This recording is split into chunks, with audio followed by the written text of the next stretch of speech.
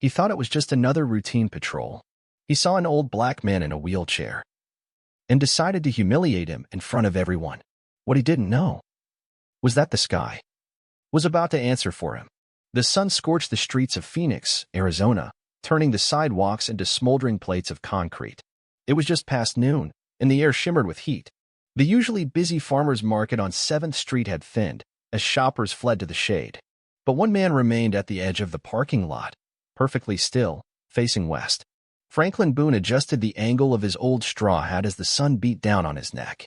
He was 78, a retired Army medic, and had spent the last few years in a wheelchair after a collapsed spine ended his days of walking. His skin was worn, rich brown, textured with age and sun. His eyes, however, remained sharp, watching, waiting. He always came to this spot every Saturday, not for groceries, but for routine, for rhythm, and for the free veteran shuttle that picked him up at 1:15 p.m. sharp. But today was not routine. "Hey, you can't loiter here."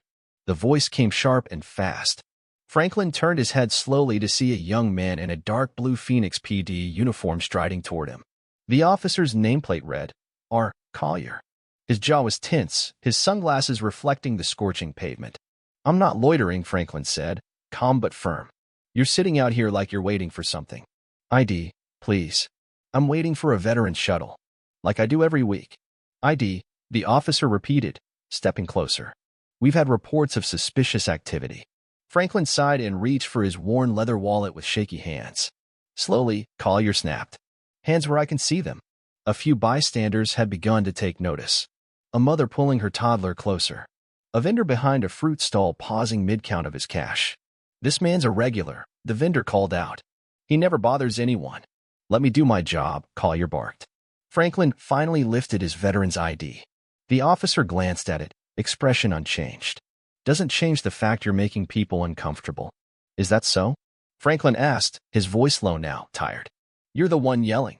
That's when the kick came. It wasn't hard. It wasn't loud. But it was deliberate. Officer Collier's boot struck the side of Franklin's wheelchair, jolting it slightly. A subtle show of power. A humiliating message. Someone gasped. A phone camera clicked on. The air grew heavier. "Sir, please don't escalate," Franklin murmured. "Escalate? I'm keeping this place safe." Then, a sound. A strange, rumbling roar. Heads turned upward. A massive military cargo plane broke through the clouds overhead, low and wide like a steel-winged shadow. It was far too low for a routine flight. The earth trembled slightly as it passed. The officer looked up, distracted. So did everyone else. That's when she arrived. A black SUV screeched into the lot. From the passenger door emerged a tall black woman in a khaki uniform, silver eagles gleaming on her collar. Her presence was magnetic, eyes scanning the scene with surgical precision. "Step away from him," she ordered. "Ma'am, this is a police matter." "No," she said, voice ironclad. "That man is Sergeant First Class Franklin Boone. He carried me through mortar fire in Ramadi and saved 4 lives before he lost the use of his legs. If you even breathed on him the wrong way, you're already in deep trouble." The lot fell silent. The officer took a step back. Colonel Alana Riggs knelt beside Franklin, her face shifting from fury to deep concern. "Did he hurt you?" Franklin offered a half-smile. "Only his pride." A dozen phones were recording now, and a storm was coming. The video went live at 2:06 p.m. By 2:43, it had surpassed 10,000 shares. By 4:10, it had reached the inbox of every major newsroom from New York to San Francisco. But for Franklin Boone, none of that mattered. He sat quietly in the back of the veteran shuttle as it rumbled across the sunburned streets of Phoenix. Colonel Alana Riggs sat beside him, arms folded, fury still simmering beneath her composed expression. "You shouldn't have to go through that," she said for the 3rd time since they left the parking lot. Franklin looked out the window. "It's not the first time, Alana. And I doubt it'll be the last." She clenched her jaw. "Still doesn't make it right." "Justice doesn't always come in time," Franklin said, his voice even. "Sometimes it limps in late, with bad knees and a busted compass. But sometimes it gets there anyway." They rode the rest of the way in silence. That evening, Phoenix City Hall. Mayor Gabriel Montez stared at the muted television mounted in the corner of his office. The video looped again. Pause at the kick. Zoomed frame. Rewind. Officer Collier's boot tapping the side of the wheelchair. "God," Montez muttered, rubbing his temples. "He kicked him." In front of witnesses. In front of a damn camera. Police Chief Donna Reeves sat across from him, arms crossed tightly. He's denying it, of course. Claims he was adjusting his footing. Montez looked up, eyes bloodshot. A disabled veteran? A decorated black veteran? Jesus, Donna. We've had protests over less. I've already placed him on administrative leave. Internal Affairs is investigating. Not enough. Donna raised an eyebrow. You want a public apology? I want the city to breathe again. And I want justice. Social media. 9:22 p.m. The hashtag started trending. Hashtag justice for Boone. Hashtag wheelchair hero. Hashtag stand with Franklin. Hashtag Phoenix needs answers. Old war buddies from around the country began posting photos, grainy shots of Franklin in camo, kneeling over wounded comrades, or grinning beside military trucks. One photo showed a much younger Alana Riggs being helped out of a collapsed building, clinging to Franklin's arm. The story took shape online faster than news anchors could keep up. And then came the twist. An anonymous user uploaded an old declassified video from 2004 helmet cam footage from Ramadi. In the footage, gunfire tore across a bombed-out street. A voice cried for help. Then came the sound of boots slapping against rubble. Franklin's voice. Hold on. I got you, soldier. Stay with me. He carried a young soldier across 2 blocks under sniper fire. That soldier was Alana Riggs. The next morning, Veterans Outreach Center. The parking lot overflowed with reporters, protesters, and supporters holding handmade signs. Inside, Franklin sipped lukewarm coffee as Alana read headlines aloud. Veteran hero humiliated by Phoenix cop, but then the sky spoke back. Colonel defends war hero in viral confrontation. Wheelchair warrior, the man behind the moment. Franklin chuckled. They sure know how to make a man sound like a superhero. You are one, Alana said flatly. He shook his head. I was just doing my job. I didn't ask to become a symbol. Sometimes we don't get to choose. At that moment, the door opened. A tall woman with gray streaks in her curls stepped in, tears shining in her eyes. Mr. Boone, my son served under you. In Iraq. You saved him. He told me your name over and over. I never thought I'd meet you. Franklin's throat tightened. I don't remember which one he was. But I'm glad he made it home. He didn't, she said, voice trembling. But he said if it weren't for you, none of them would have. She held out a patch, faded, bloodstained, with Franklin's old unit insignia. He wanted you to have this. Said you earned it more than he did. Franklin held the patch like it was made of glass. For the first time since the incident, he cried. That night, a broadcast. The local news aired a live interview with Franklin Boone. Dressed in a buttoned shirt and his old army cap, Franklin sat under soft lights, his eyes direct, calm, yet firm. I didn't want any of this attention, he began. But maybe it's needed. Not for me, but for the people who go unseen every day. For the ones in wheelchairs. For the ones who get followed in stores. For the ones whose medals don't stop suspicion. The anchor leaned in. What would you say to Officer Collier, if he's watching? Franklin paused, then smiled faintly. I'd say, don't judge a man by the way he sits. Judge him by what he stood for, when he still could stand. Meanwhile, Police Department HQ. Officer Collier sat in a stark conference room, sweat beading at his temples. His badge sat on the table in front of him. Chief Reeves stared him down. You embarrassed the entire department. And worse, you disrespected a national hero. You're lucky we're even giving you a chance to resign. I thought he was just some loiterer. You didn't think, Officer Collier. You assumed. And that's what ruined you. Collier lowered his head. Outside, protesters gathered, chanting. No more silence. No more shame. We stand with Boone. We say his name. The mayor's office, emergency press conference. Mayor Montez stepped to the podium. Phoenix is a city of history, but also of reckoning. Yesterday, we failed a man who gave everything to this country. We failed Franklin Boone. And now, we begin to make it right.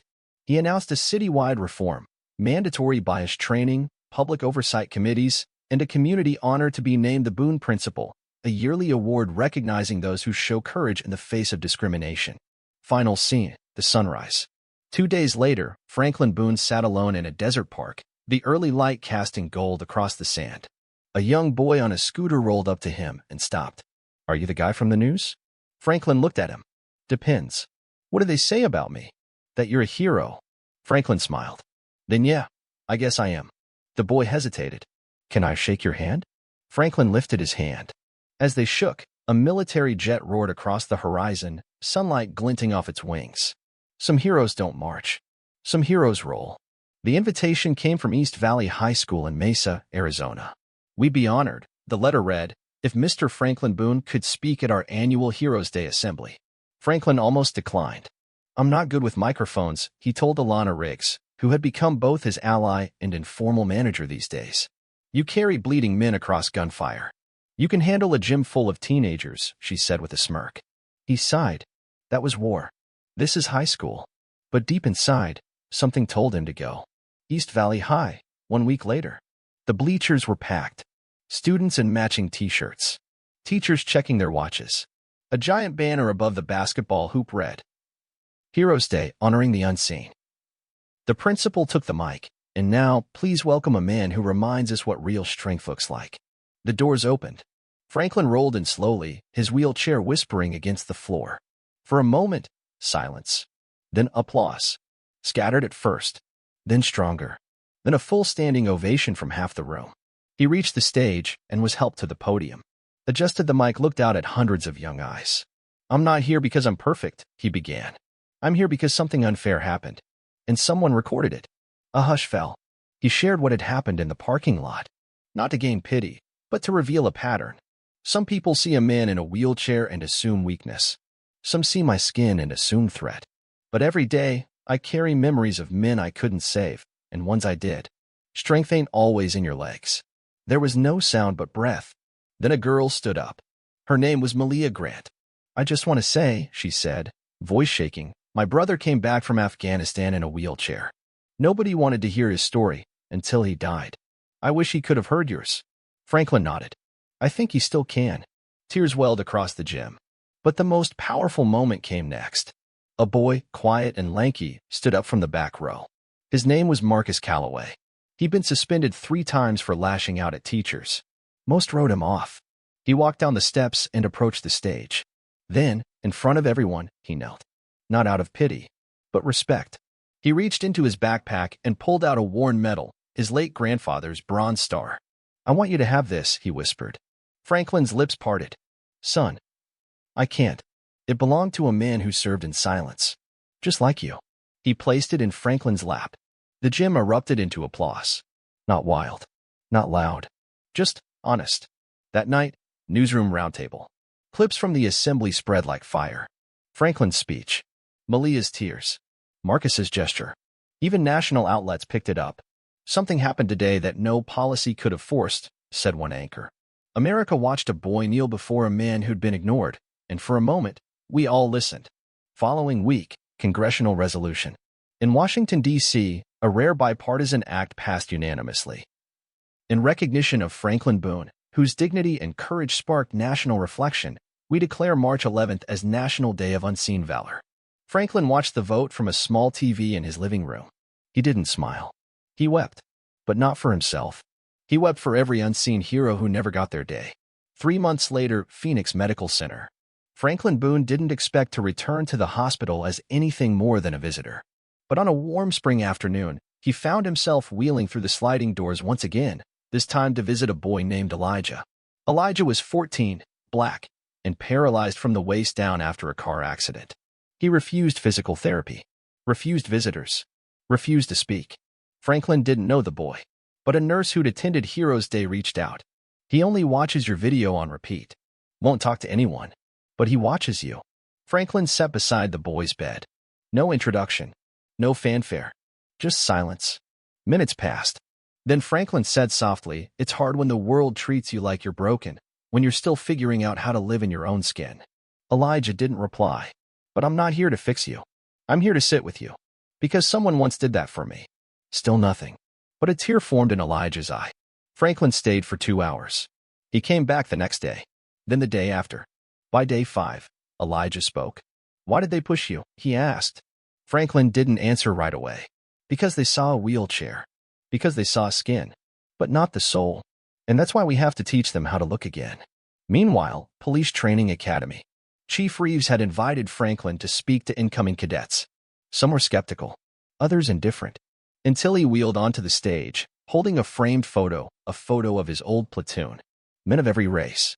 Some dead, some alive. I want you to look at this, he said, and tell me who deserves respect. The one with the rifle or the one with the limp? The room went silent. A badge is a tool. So is a gun. But neither makes you right. Only how you treat people does. Then he pointed at his chest. You see this uniform? This isn't fabric. This is history. Blood. Sacrifice. And still, a man kicked me because all he saw was the chair. A young cadet stood up. What would you do if you saw that happen again? Franklin stared at him. I'd ask you, what would you do? The room shifted. Something clicked. Back at the hospital, 1 week later, Elijah was upright in his chair. Franklin smiled. How's the view? Lower, the boys said. But still mine. They laughed. A nurse entered with a surprise. You have another visitor. In walked Officer Luis Mendoza. Mid-30s, Latino, quiet face. He removed his hat and knelt before Elijah. I'm the one who arrested your cousin last year. I used force I didn't need to.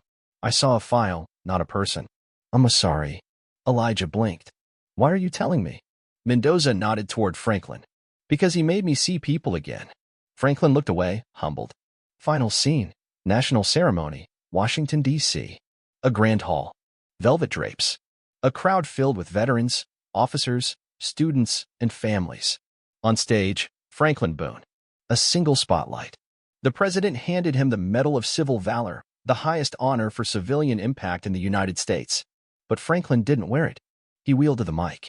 I've received many medals in my life. Some came with pain, some with loss. But today, I stand. No, I sit, not for myself, but for those you overlook. The room stilled. Dignity isn't something given. It's something recognized. And humanity isn't a costume. It's how you treat the janitor when no one's watching. The kid in the hoodie. The old man in the wheelchair. He looked out, eyes firm. We all want to be seen, not scanned. Heard, not judged. And respected, not for what we used to be, but for who we are now. Thunderous applause. But as the crowd stood, Franklin remained seated, his head held high, his voice steady, his presence undeniable. Because true strength was never about standing tall. It was about seeing eye to eye.